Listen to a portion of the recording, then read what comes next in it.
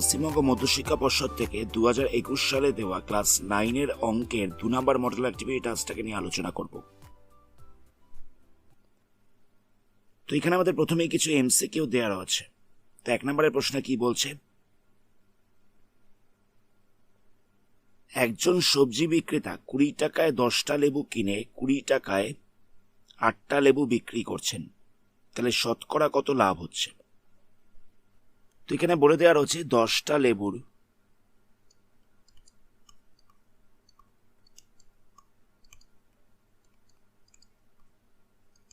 ক্রয় মূল্য 20 টাকা, এটা বলে দেওয়া রয়েছে। তাহলে একটা লেবুর ক্রয় মূল্য কত হবে? 20/10 হয়ে যাবে। তাহলে আমরা একটা লেবুর ক্রয় মূল্য পেয়ে যাচ্ছি, এটা হয়ে যাচ্ছে 2 টাকা। আবার বলছিল যে 8টি লেবুর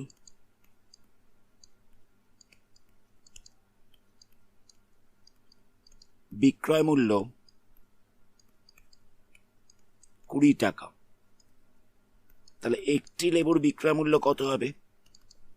এটা হয়ে যাবে 20/8। 4 দিয়ে ক্যান্সেল করলে এখানটা 5 পড়ে থাকবে, এখানটা 2 পড়ে থাকবে। 5/2 করলে হচ্ছে 2.5, এত টাকা। তাহলে আমরা দেখতে পাচ্ছি যে একটি লেবুর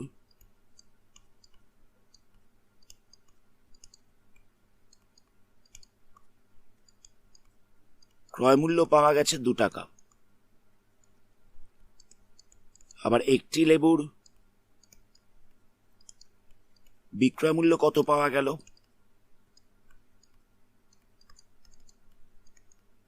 এটা পাওয়া গেছে 2.50 টাকা। তাহলে বিক্রয় মূল্যটা বেশি রয়েছে, ক্রয় মূল্যটা কম রয়েছে। তাহলে লাভ কত হচ্ছে? লাভ হয়ে যাচ্ছে বিক্রয় মূল্য মাইনাস ক্রয় মূল্য, মানে 2 টাকা 50 পয়সা মাইনাস 2 টাকা। তাহলে মাইনাস করলে হয়ে যাবে 0.50, এত টাকা লাভ হয়েছে, এত টাকা। তো আমাদের এখানে লাভের হার জিজ্ঞেস করেছিল।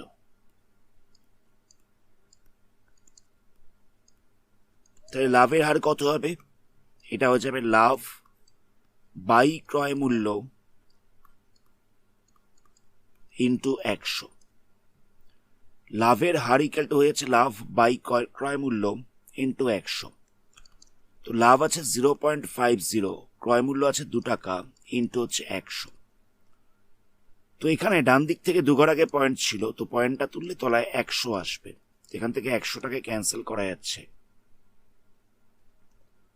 2 দিয়ে 50কে কাটলে হয়ে যাচ্ছে 25। তাহলে লাভের হার হয়ে যাচ্ছে 25%। তাহলে এখানে অপশন এইটা হচ্ছে কারেক্ট। নেক্সট কোশ্চেনে বলছে যে PQRS একটা ট্রাপিজিয়াম রয়েছে, যার দুখানা তির্যক বাহু হচ্ছে PS এবং QR। ছবিটা আঁকা যাক। PQRS একটা ট্রাপিজিয়াম রয়েছে,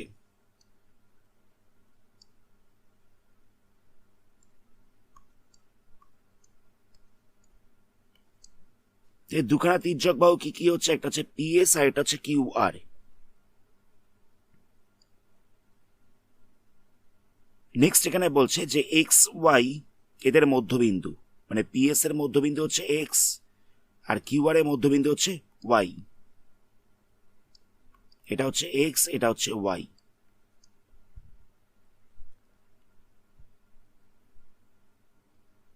নেক্সট আমাদের বলছে যে XY ইকাল টু কত হবে? এখানে XY ইকাল টু হয়ে যাবে half into PQ plus RS। মানে যদি XY এই দুটো পয়েন্টকে যুক্ত করা যায়, তাহলে XYটা হয়ে যাবে half into PQ plus RS।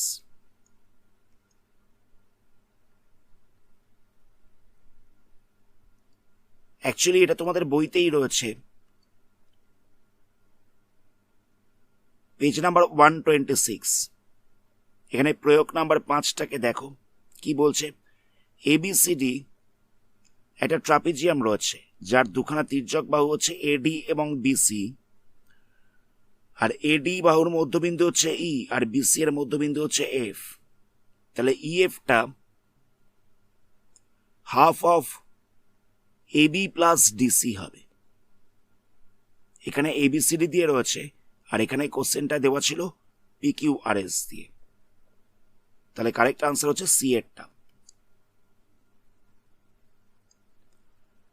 Next কোশ্চেনে বলছে 105 থেকে 140 এই শ্রেণীটির পরিসংখ্যা হচ্ছে 14।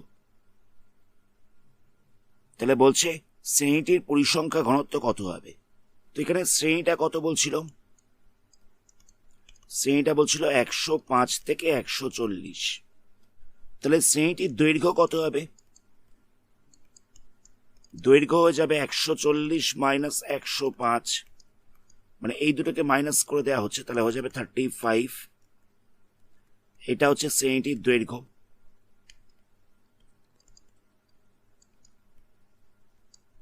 পরিসংখ্যা কত বলছিল, পরিসংখ্যা বলছিল 14। এবার বলছিল ঘনত্ব কত হবে। ঘনত্ব ইকুয়াল টু মাথায় রাখবে পরিসংখ্যা বাই দৈর্ঘ্য, পরিসংখ্যা বাই শ্রেণীর দৈর্ঘ্য। পরিসংখ্যা কত রয়েছে, 14 রয়েছে, আর শ্রেণীর দৈর্ঘ্য কত রয়েছে, 35 রয়েছে। এটাকে আমরা 7 দিয়ে ক্যান্সেল করছি, তাহলে এখানটা হবে 2, এখানটা হচ্ছে 5, তাহলে পাওয়া যাচ্ছে 2/5। তো এই 2/5 কে যদি পয়েন্টে চেঞ্জ করে দেওয়া যায় তাহলে হয়ে যাবে 0.4। তাহলে ঘনত্ব আমরা পেয়ে যাচ্ছি 0.4। এখানে অপশন বিটা হচ্ছে কারেক্ট। নেক্সট কোশ্চেনে বলছে 3 মিটার লম্বা এবং 2 মিটার চওড়া একটা আয়তাকার জায়গায় 5 ডেসিমিটার মাপের বর্গাকার টালি দিয়ে বাঁধাতে কতগুলো টালি লাগবে। 3 মিটার লম্বা আর 2 মিটার চওড়া বলে দিয়েছে, বলছে এই জায়গাটাকে 5 ডেসিমিটার মাপের বর্গাকার টালি দিয়ে বাঁধাতে কতগুলো টালি লাগবে। তো এখানে জমির দৈর্ঘ্য কত বলছিল,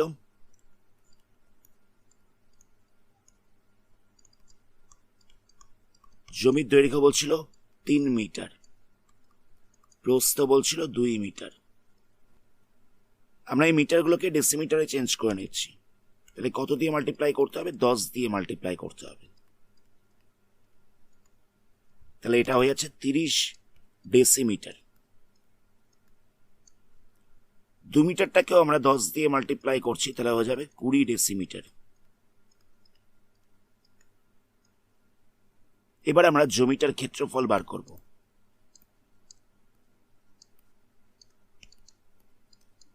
ক্ষেত্রফল হয়ে যাবে দৈর্ঘ্য ইন্টু প্রস্থ, দৈর্ঘ্যর জায়গায় বসবে 30, প্রস্থর জায়গায় বসবে 20। এটাকে মাল্টিপ্লাই করার দরকার নেই, এখানেই ছেড়ে দেবো, এত বর্গ ডেসিমিটার। এটা হচ্ছে জমিটার ক্ষেত্রফল।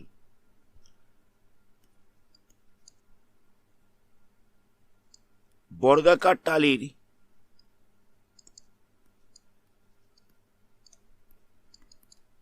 দৈর্ঘ্য কত বলছিল, এটা বলছিল 5 ডেসিমিটার। বর্গাকার টালিগুলোর দৈর্ঘ্য বলছিল 5 ডেসিমিটার। তাহলে এই বর্গাকার টালির ক্ষেত্রফল কত হবে,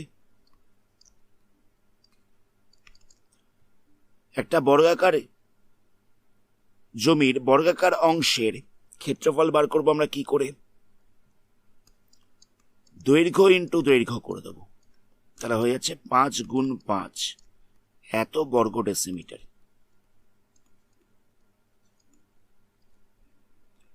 তাহলে দেখো আমরা জমির ক্ষেত্রফলটা পেয়ে গেছি, আবার বর্গাকার টালির ক্ষেত্রফলটা পেয়ে গেছি।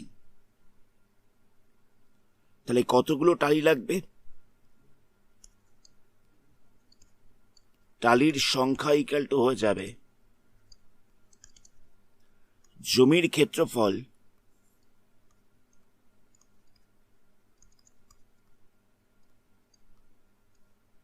বাই দিয়ে বসবে টালির ক্ষেত্রফল।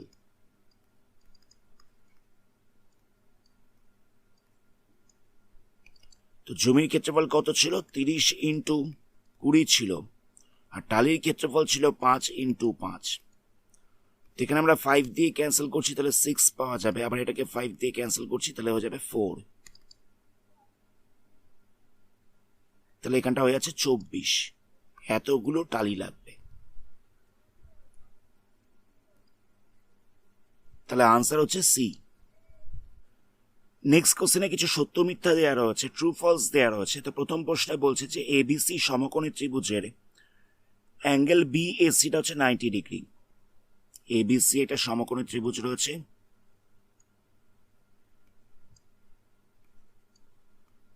যার অ্যাঙ্গেল বিএসি মানে এই কোণটা হচ্ছে 90 ডিগ্রি। এবার বলছে যে বিসি এর মধ্যবিন্দু ডি, বিসি এর একটা মধ্যবিন্দু হচ্ছে D, AD half of BC হবে। এটা ট্রু অর ফলস জিজ্ঞেস করা হয়েছে।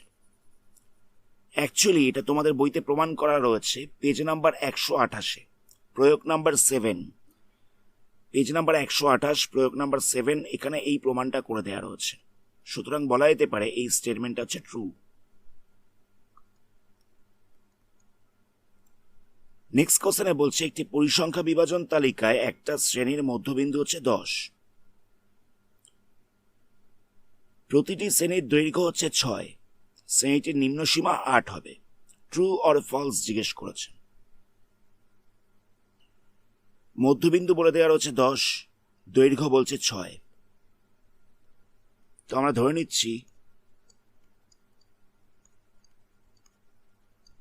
নিম্ন সীমাটা হচ্ছে এইচ, নিম্ন সীমাটা হচ্ছে এল,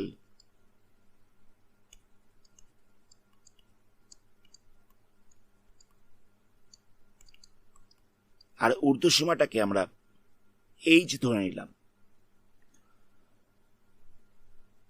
এবার দেখো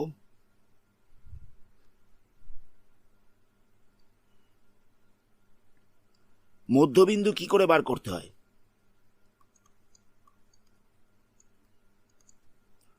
মধ্যবিন্দু বার করতে হলে এল আর এইচ কে যোগ করে 2 দিয়ে ভাগ করতে হয়। এটা ইকাল টু দেওয়া হচ্ছে 10। তাহলে এল প্লাস এইচ ইকাল টু কত হচ্ছে 10 ইন্টু 2, তাহলে হয়ে যাচ্ছে 20। এটা হচ্ছে 1 নাম্বার ইকুয়েশন। মধ্যবিন্দু বার করতে গেলে এল আর এইচ কে প্লাস করে 2 দিয়ে ভাগ করতে হয়। এটা ইকাল টু দেওয়া হচ্ছে 10। 2টা পাশে ডিভাইড ছিল, সাইড চেঞ্জ করাতে মাল্টিপ্লাই হয়ে যাবে। তাহলে এল প্লাস এইচ ইকাল টু হচ্ছে 20।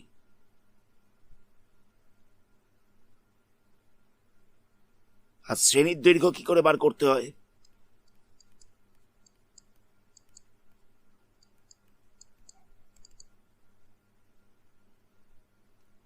শ্রেণীর দৈর্ঘ্য বার করতে গেলে এইচ থেকে এলটাকে মাইনাস করতে হয়, তাহলে পাওয়া যায় শ্রেণী দৈর্ঘ্য। এখানে শ্রেণী দৈর্ঘ্য দেওয়া হচ্ছে 6, তাহলে বলা যেতে পারে H minus L equal to হচ্ছে 6। এটা হলো 2 নাম্বার ইকুয়েশন। তো 1 নাম্বার ইকুয়েশনটা আমরা কত পেয়েছিলাম, এল প্লাস এইচ ইকাল টু 20। এটাকে আমরা একটু ঘুরিয়ে লিখছি যে H plus L equal to হচ্ছে 20। আর 2 নাম্বার ইকুয়েশনে পেলাম H minus L equal to হচ্ছে 6। তো এখান থেকে দেখো এলটাকে ক্যান্সেল করা যাবে, তাহলে 2h ইকাল টু কত হবে 26। তাহলে h ইকাল টু কত হচ্ছে 26/2, ক্যান্সেল করলে পাওয়া যাচ্ছে 13। তাহলে আমরা ঊর্ধ্ব সীমাটা পেয়ে গেলাম 13। এই ভ্যালুটাকে আমরা 1 নাম্বার ইকুয়েশনে বসিয়ে দেবো, সেখান থেকে এলটাকে বার করব। 1 নাম্বার ইকুয়েশনে ছিল যে h plus L equal to হচ্ছে 20, তো এইচ এর জায়গায় বসবে 13, এলটা আমাদের বার করতে হবে। তাহলে এল ইকাল টু কত হচ্ছে, এল ইকাল টু হয়ে যাচ্ছে 20 মাইনাস 13, তাহলে হচ্ছে 7।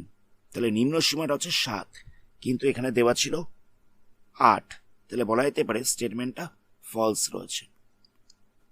নেক্সট কোশ্চেনে বলছে একটি সামান্তরিক আকার ক্ষেত্র, একটি আয়তকার ক্ষেত্র এবং একটি ত্রিভুজাকার ক্ষেত্র, এদের একই ভূমি এবং একই সমান্তরাল যুগলের মধ্যে অবস্থিত।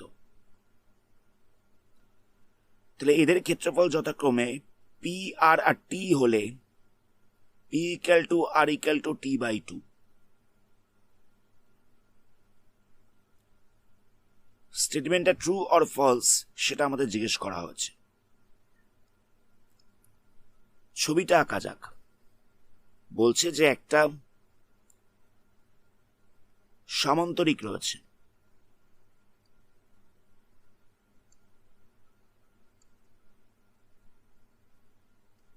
একটা আয়তক্ষেত্র রয়েছে,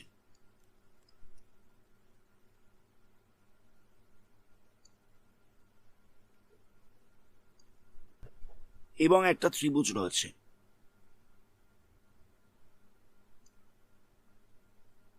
এখানে সামান্তরিক কোণটা নাম দেওয়া যাক PQRS, ধরে নেওয়া যাক এই হচ্ছে সামান্তরিকটা। আয়তক্ষেত্রটা হচ্ছে QRTU, ত্রিভুজটা হচ্ছে QRU। এরা সবকটাই রয়েছে একই ভূমির ওপরে এবং দুটো সমান্তরাল সরলরেখার মধ্যে। তো আমরা এর আগে থিওরেম করেছিলাম, সেখানে বলা হচ্ছিল যে একটা সামান্তরিক এবং একটা আয়তক্ষেত্র, এরা যদি একই ভূমি এবং একই সমান্তরাল যুগলের মধ্যে অবস্থান করে থাকে তাহলে এদের ক্ষেত্রফলটা সমান হবে। একটা আয়তক্ষেত্র এবং একটা সামান্তরিক যদি একই ভূমি এবং একই সমান্তরাল যুগলের মধ্যে অবস্থান করে তাহলে এদের ক্ষেত্রফলটা সমান হবে। তাহলে বলা যেতে পারে সামান্তরিকের ক্ষেত্রফল এবং আয়তক্ষেত্রের ক্ষেত্রফলটা সমান। তো এখানে সামান্তরিকের ক্ষেত্রফলটাকে P ধরা হচ্ছিল, আয়তক্ষেত্রের ক্ষেত্রফলটাকে R ধরা হচ্ছিল। তাহলে এই দুটো হচ্ছে সমান। আবার আরেকটা থিওরেম করেছিলাম, সেখানে বলা হচ্ছিল যে একটা সামান্তরিক এবং একটা ত্রিভুজ যদি একই ভূমি এবং একই সমান্তরাল যুগলের মধ্যে অবস্থান করে তাহলে ত্রিভুজের ক্ষেত্রফলটা হচ্ছে অর্ধেক সামান্তরিকের ক্ষেত্রফলের, ত্রিভুজের ক্ষেত্রফলটা হচ্ছে হাফ। তাহলে এখানটায় কত হতো? এখানটা হয়ে যেত 2t, জায়গাটা বুঝবে। ধরে নেওয়া যাক সামান্তরিকের ক্ষেত্রফল হচ্ছে 20, আমি ধরে নিলাম 20 একক। আয়তক্ষেত্রের ক্ষেত্রফলটা হচ্ছে 20 বর্গ একক। তাহলে ত্রিভুজের ক্ষেত্রফলটা কত হবে? এর হাফ হয়ে যাবে, মানে 10 বর্গ একক হয়ে যাবে। তাহলে আমাদের এখানে কি লিখতে হতো? আমাদের এখানে লিখতে হতো P = R = 2t। তবেই তো সবকটা 20 করে হচ্ছে। Pটা 20 রয়েছে, Rটা 20 রয়েছে, T রয়েছে 10। তো যদি আমি এখানে 2t করি তবেই তো সবকটা ইকুয়াল হবে। তাহলে স্টেটমেন্টটা এটা হওয়ার কথা। কিন্তু বইতে দেওয়া রয়েছে কি, মানে এখানে কোশ্চেনে দেওয়া রয়েছে কি P = R হচ্ছে T/2। সুতরাং বলা যেতে পারে এখানে যে স্টেটমেন্টটা দেওয়া রয়েছে স্টেটমেন্টটা হচ্ছে ফলস।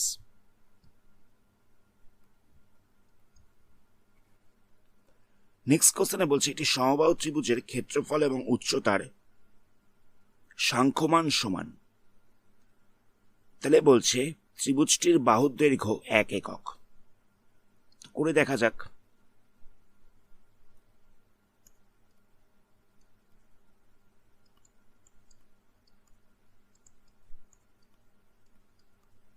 সমবাহু ত্রিভুজের ক্ষেত্রফলের ফর্মুলা কি? সমবাহু ত্রিভুজের ক্ষেত্রফলের ফর্মুলা হচ্ছে √3/4 ইন্টু বাহু স্কোয়ার, এত বর্গ একক। আর সমবাহু ত্রিভুজের উচ্চতার ফর্মুলা কি? √3/2 ইন্টু a, এত একক। তো এই দুটো সমান বলেছিল, তাহলে লেখা যেতে পারে √3/4 ইন্টু a স্কোয়ার ইকালটা হচ্ছে √3/2 ইন্টু a। এই দুটো সমান বলে দেওয়া ছিল। তো এখান থেকে দেখো √3টা ক্যান্সেল হয়ে যাবে। তো আমরা কি করব? a স্কোয়ার বাই a করছি, মানে এটা পাশে মাল্টিপ্লাই ছিল, সাইড চেঞ্জ করলে ডিভাইড হয়ে যাচ্ছে। তাহলে a স্কোয়ার বাই a ইকালটা হচ্ছে 4/2।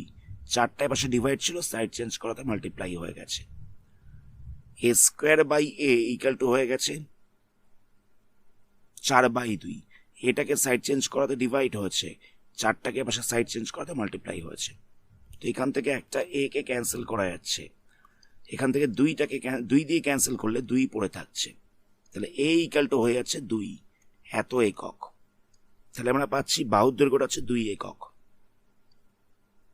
কিন্তু এখানে দেওয়া ছিল 1 একক। তাহলে স্টেটমেন্টটা ফলস রয়েছে।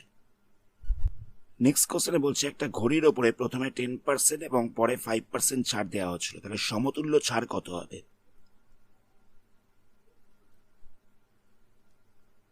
তো লেখা যাক, আর ধরে নেওয়া যাক ধার্য মূল্য হচ্ছে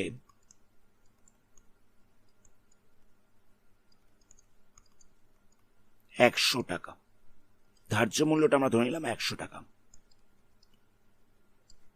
তো প্রথম ছাড় কত ছিল? প্রথম ছাড় ছিল 10%।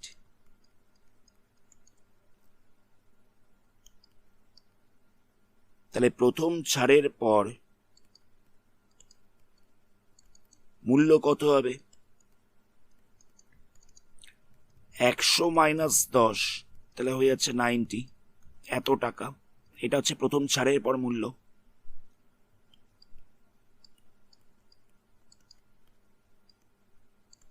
দ্বিতীয় ছাড় কত বলেছিল? দ্বিতীয় ছাড় বলছিল 5%।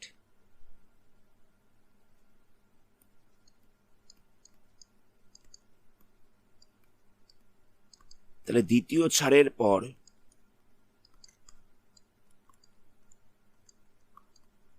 মূল্য কত হবে? 90 টাকা দাম ছিল, 5% ছাড় দিয়েছে, তাহলে এখানটা হয়ে যাবে 100 মাইনাস 5,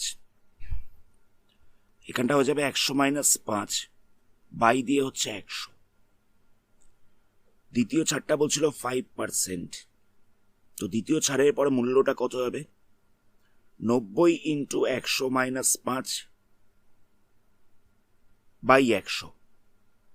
তাহলে এখান থেকে একটা শূন্য ক্যান্সেল করা যাবে। তাহলে কত হচ্ছে? 9 ইন্টু 95/10। তো 95কে আমরা 9 দিয়ে মাল্টিপ্লাই করব, সেটাকে আমাদের 10 দিয়ে ডিভাইড করতে হবে। তাহলে কত হচ্ছে? এখানটা হচ্ছে 5, এখানটা হচ্ছে 855/10। তাহলে দ্বিতীয় ছাড়ের পরে মূল্যটা কত হচ্ছে? 855/10। তো এটাকে যদি আমরা পয়েন্টে চেঞ্জ করি তাহলে পেয়ে যাবো 85.5, এত টাকা।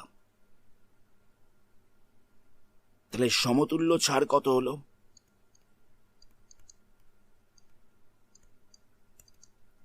প্রথমে দাম ছিল 100 টাকা, বর্তমানে দামটা হচ্ছে 85.5 টাকা। তাহলে সমতুল্য ছাড় হচ্ছে 14.5 টাকা। তাহলে আনসার পাওয়া যাচ্ছে 14.5%। এখানে বলছে একটি বৃত্তের ব্যাসের দৈর্ঘ্য এবং একটি বর্গক্ষেত্রের বাহুর দৈর্ঘ্য সমান, তাহলে এদের পরিসীমার অনুপাত কত?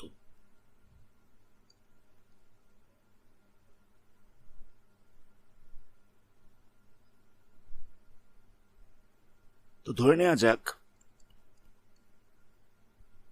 বৃত্তের ব্যাস হচ্ছে a একক, বৃত্তের ব্যাস হচ্ছে a একক। তাহলে বর্গক্ষেত্রের বাহু কত হবে?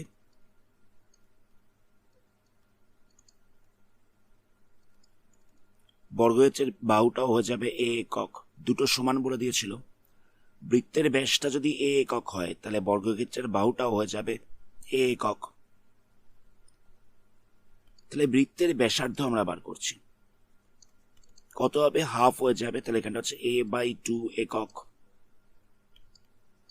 তাহলে পরিধি কত হবে? পরিধি হয়ে যাবে 2πr, আর এর জায়গায় বসবে a/2, 2 দিয়ে ক্যান্সেল করছি, তাহলে হয়ে যাবে πa, এত একক।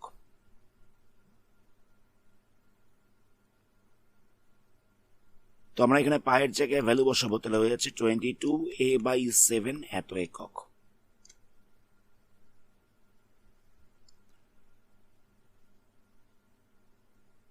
বর্গক্ষেত্রের বাহু কত ছিল? এটা ছিল a একক, তাহলে বর্গক্ষেত্রের পরিসীমা কত হবে? 4 ইন্টু বাহু মানে হয়ে যাচ্ছে 4a,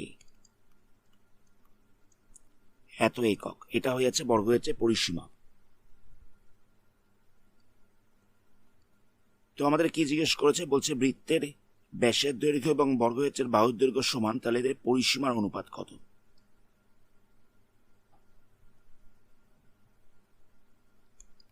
তাহলে লিখবো পরিসীমার অনুপাত, পরিসীমার অনুপাত। বৃত্তের পরিসীমা কত পাওয়া গেছিল?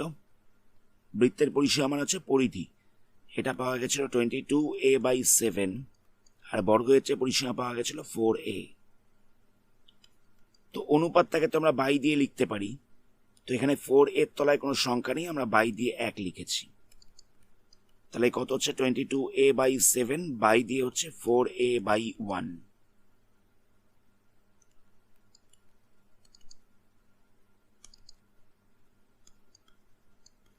তো ভগ্নাংশের ভাগের সময় কি হয়, গুণ চিহ্ন দিয়ে উল্টে যায়, তাহলে এটা হয়ে যাবে 1/4a। এখান থেকে এটা ক্যান্সেল হচ্ছে, 2 দিয়ে কাটলে এখানটা হচ্ছে 11, এখানটায় হচ্ছে 2, তাহলে এখানটায় পাওয়া যাচ্ছে 11/14। তাহলে এটাকে লেখা যেতে পারে 11:14। নেক্সট কোশ্চেনে বলছে 33টি দোকানে দৈনিক লাভের একটা তালিকা দেওয়া রয়েছে। তো এটার জন্য আয়তলেখ তৈরি করতে বলেছে। তো কিরকম ভাবে করা হবে দেখো, প্রথমে এরকম ভাবে একটা টেবিল বানাবে, লিখবে দৈনিক লাভ,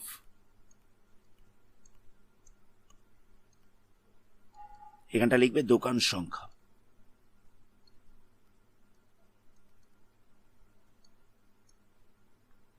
দৈনিক লাভের মধ্যে লিখবে 0 থেকে 50, 50 থেকে 100, 100 থেকে 150।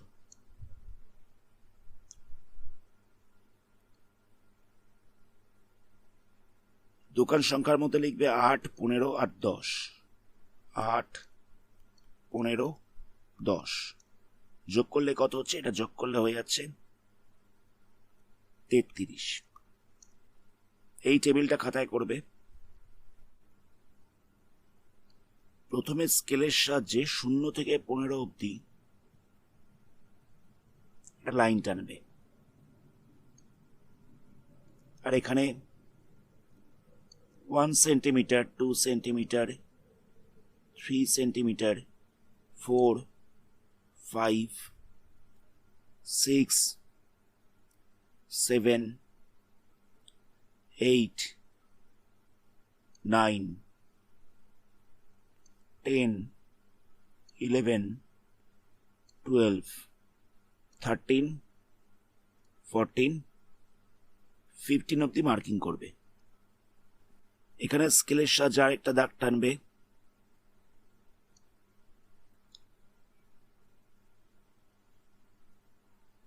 এখানে 2 সেন্টিমিটার পর পর মার্কিং করবে, মানে এই পয়েন্ট হচ্ছে 2, এটা হচ্ছে 4, এটা হচ্ছে 6, এটা হচ্ছে 8। আমাদের এখানে বলেছিল 0 থেকে 50, এটা হচ্ছে 8টা, দোকানের সংখ্যা হচ্ছে 8টা।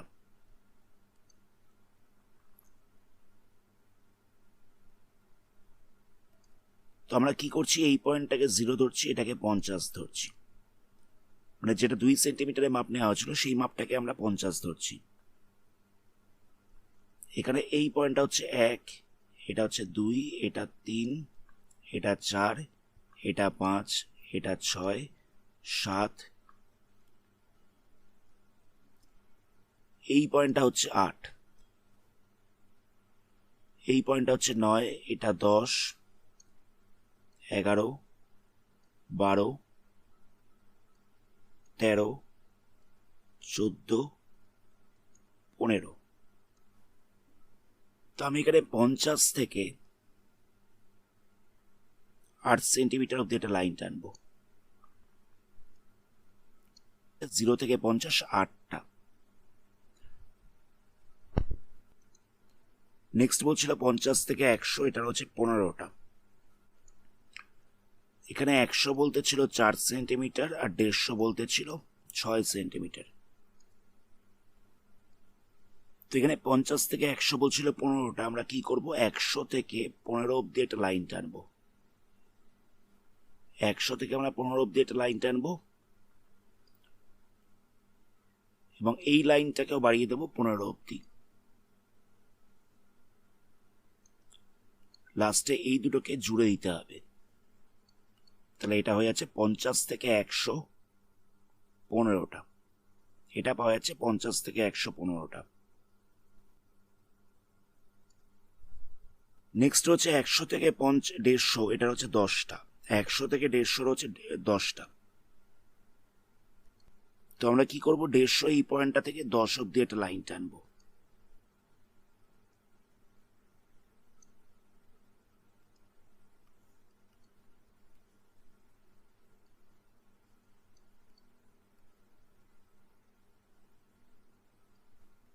আর এটাকে আমরা জুড়ে দেব। আমি কম্পিউটারে করছি বলে মাপের একটু গন্ডগোল হতে পারে, তোমরা এটাকে খাতায় করো পারফেক্ট ভাবে। আমি আশা করি বোঝাতে পেরেছি যে কিরকম ভাবে ছবিটা আঁকতে হবে। লাস্টে তোমরা এই জায়গাটায় লিখে দিও দোকানের সংখ্যা, আর এই জায়গাটায় লিখে দিও দৈনিক লাভ বলে। এখানে বলছে যুক্তি দিয়ে প্রমাণ করো যে কোনো একটা ত্রিভুজের দুটো বাহুর মধ্যবিন্দুর সংযোজক সরলরেখা তৃতীয় বাহুর সমান্তরাল এবং অর্ধেক।